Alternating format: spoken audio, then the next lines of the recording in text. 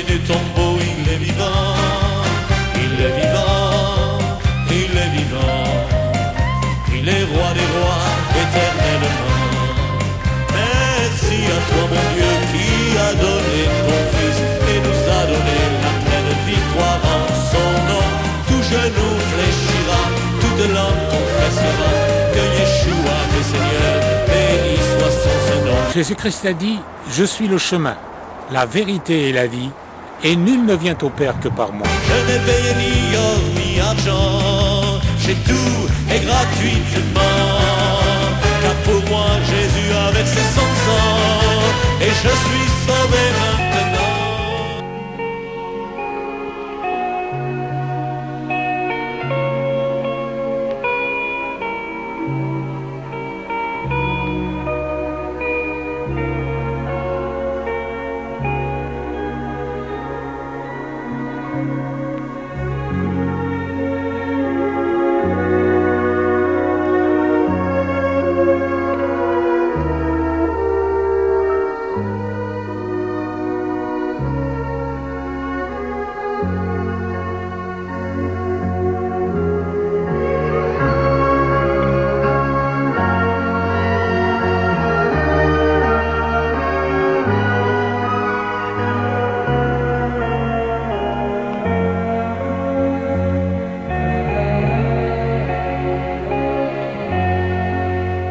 La loi, c'est quoi la loi?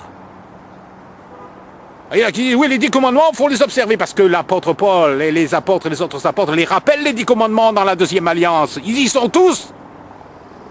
Si vous cherchez, vous les trouverez. Honore ton père et ta mère, c'est le premier commandement avec une promesse, dit l'apôtre Paul.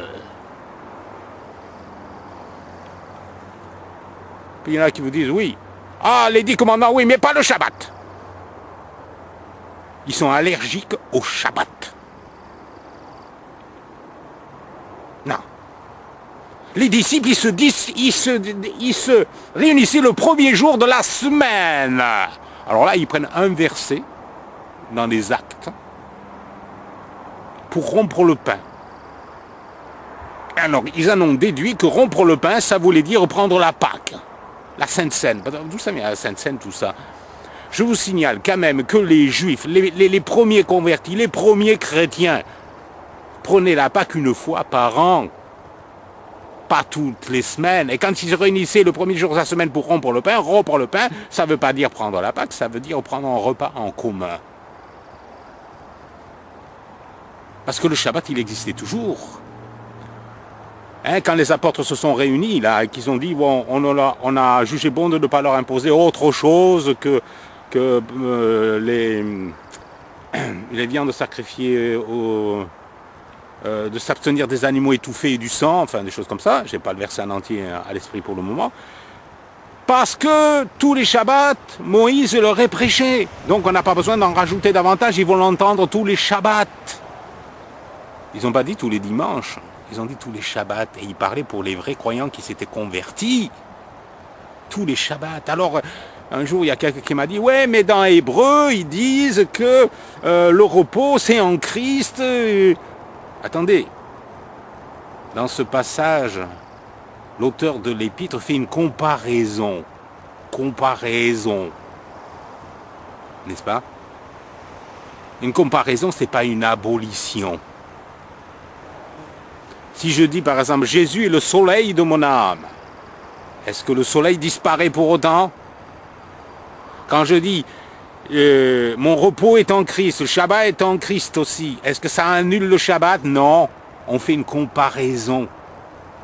On compare le Shabbat au repos en Christ, ça annule pas l'objet de la comparaison. C'est une comparaison, pas une abolition. Qui c'est qui a aboli le Shabbat? Pas les chrétiens, l'Église catholique romaine. Eh oui.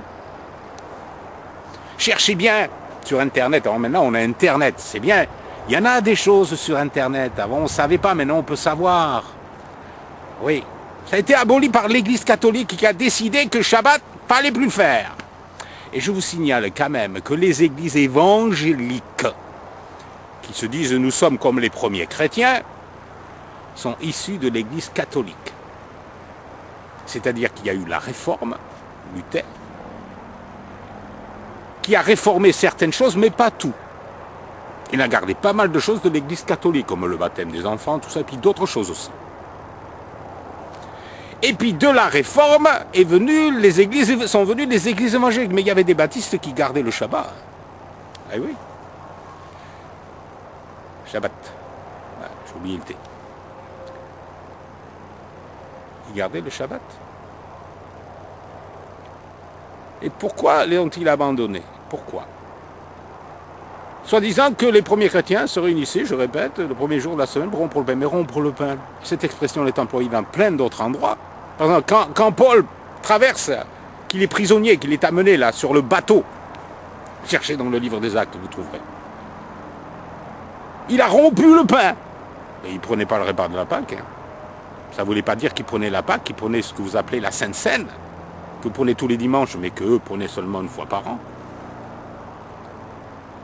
Quand Jésus a dit faites ceci à toutes les fois que vous en prendrez, il n'a pas dit toutes les semaines. Hein. Il a dit toutes les fois que vous en prendrez, c'est-à-dire le jour de Pâques. Il y en a des choses qui ont été changées au cours des siècles, qu'on a adaptées, qui sont devenues des traditions. Et comme j'ai dit tout à l'heure, la tradition, ça a des racines qui font des kilomètres. Et pour les arracher, c'est dur. On est dans un monde comme ça, on nous enseigne comme ça. On est tout petit, on nous dit c'est comme ça, on va à l'église, c'est comme ça. On n'entend que ça. Alors après, comme moi, j'arrive derrière, je vous dis c'est pas ça, je vous dis bah, c'est un menteur. Oui, mais notre croyance, elle repose sur quoi? Sur la tradition des hommes ou sur la parole de Dieu?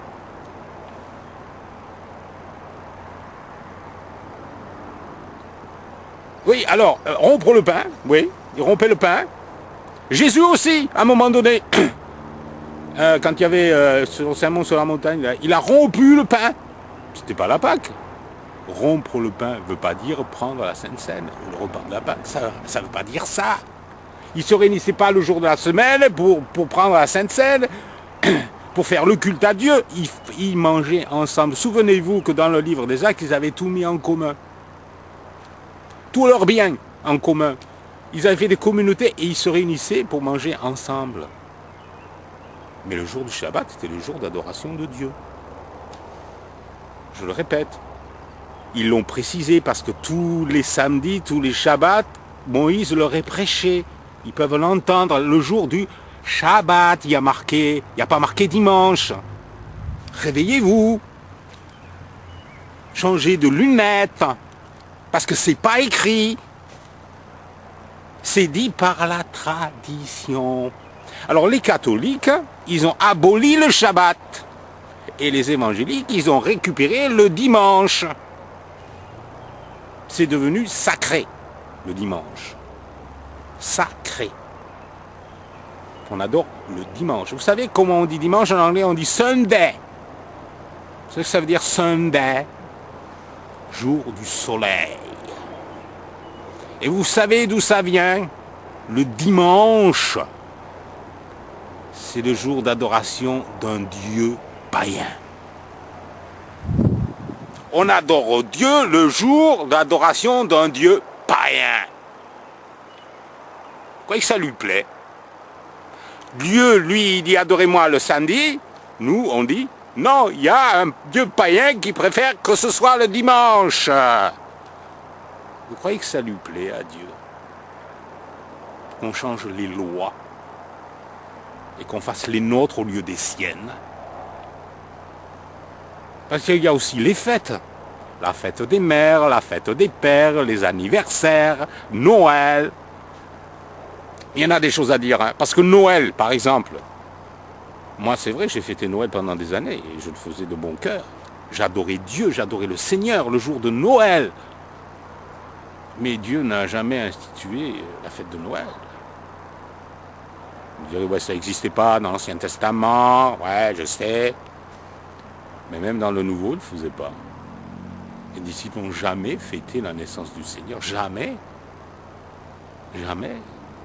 Non, ils fêtaient les fêtes que Dieu avait instituées. Ne fêtez pas la fête des pères, la fête des mères, la fête de ceci, la fête de cela, parce qu'on en rajoute des fêtes, ça fait du commerce, ça fait travailler les gens et on vend des produits. Eh oui, c'est fait pour ça, les fêtes, pour faire du commerce. La fête des papas, papa, j'ai t'enfant rasoir. Ouais. L'aftershave.